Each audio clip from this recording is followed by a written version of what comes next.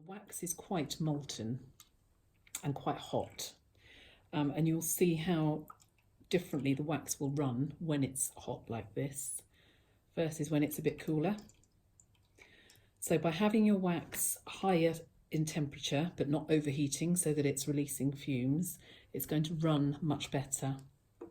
Also, if your surface here is still got a really nice amount of heat in it, whilst your surface is still really warm, that wax is going to glide really nicely. So by having warm wax, and the other thing is a soft brush as well, so make sure you've got a nice soft, so this is a hake brush, so soft bristled brush at this point, and that is what is going to give you that lovely, and then it's almost like a hovercraft, you just sort of glide that across. So don't pull it, don't push it, just almost let the wax fall off as you're kind of sliding that across, and that is what is going to give you quite a nice texture, quite a nice smooth surface to begin with. Don't worry if you do get lumps and bumps, because we can fuse them out with the heat gun. So this is basically how I would get that smooth surface. There's a little bit of texture there, so I'm just going to smooth that out with a heat gun. Then I'm going to do this side and have this as a textured finish.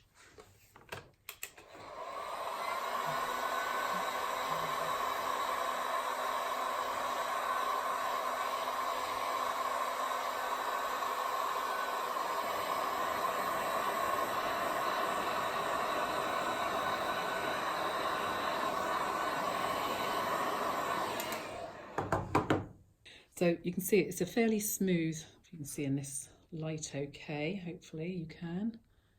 It's quite a smooth finish that we've got there, nice flat surface. So if I want a bit of texture, it's a couple of different techniques. So I've mentioned already the heat of the wax. So you could turn your wax right down so that it's not as fluid and not as, so it almost kind of begins to solidify to get that texture. The other thing you can do is you can just hold your brush out of the wax for a few seconds, and you might want to practice with that. But so it's still quite warm and holding its heat at the minute because it's still gliding quite a bit. But by kind of giving it a bit of a, don't shake it too far and spread it everywhere, but just kind of letting it cool down a little bit, you will get it will cool, and you can start to get some better texture. Really holding its temperature, this one, because it's quite warm. So you can see now I'm beginning to get a little bit of texture here. So I'm doing smaller strokes of wax, and I'm beginning, and as this wax is really holding its heat for quite a long time in this brush.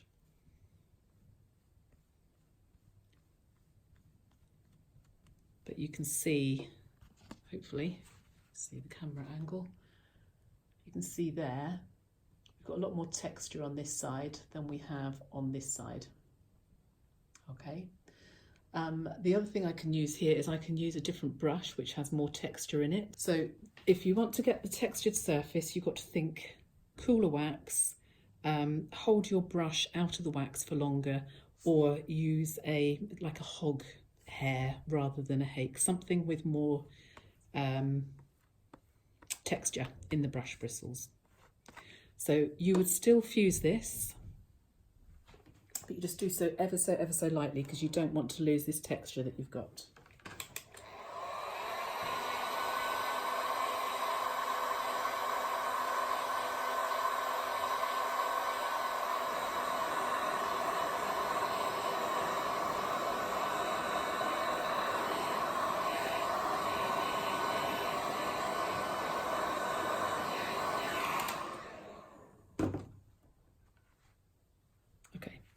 So everything here has the right light again, has, you know, it's all glistening, it has all fused, but it was a very, very light fuse.